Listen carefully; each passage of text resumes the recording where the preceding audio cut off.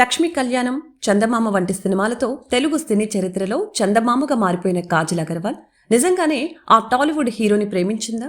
మరి అంత గాఢంగా ప్రేమించిన హీరోయిన్ పెళ్లెందుకు చేసుకోలేదు అని భావిస్తూ ఉంటారు కొంతమంది నెటిజన్స్. కాజల్ అగర్వాల్ తన ఫ్రెండ్ పెళ్లికి వెళ్లిన సమయంలో తన ఫ్రెండ్ చేసుకోబోయే భర్త సైడ్ ఫ్రెండ్ గౌతమ్ కిచ్లుతో ప్రేమలో పడి దాదాపు 10 సంవత్సరాలు ప్రేమించుకొని చివరికి పెళ్లి చేసుకొని ఒక బాబుకి కూడా జన్మనిచ్చింది. అయితే అలాంటి ముద్దుగుమ్మ అప్పట్లో నటుడు దగ్గుపాటి రానాతో ప్రేమలో పడిందనే వార్తలు వినిపించాయి. ఇక రానా కాజల్ అగర్వాల్ కాంబినేషన్లో నేనే రాజు నేనే మంత్రి అనే సినిమా వచ్చింది. అయితే ఈ సినిమా షూటింగ్ సమయంలో దగ్గుపాటి రానా కాజల్ల మధ్య మంచి కెమిస్ట్రీ ఏర్పడి ఇద్దరూ ప్రేమలో పడ్డారనే టాక్ ఫిలిం నగర్లో చక్కర్లు కొట్టాయి.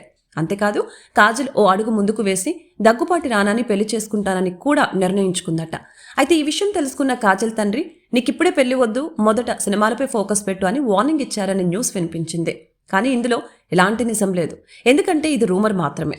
ఇక అసలు నిజం ఏంటంటే కాజల్ అగర్వాల్ గౌతమ్ కిచ్లోతో చాలా సంవత్సరాల నుంచి ప్రేమలో ఉంది.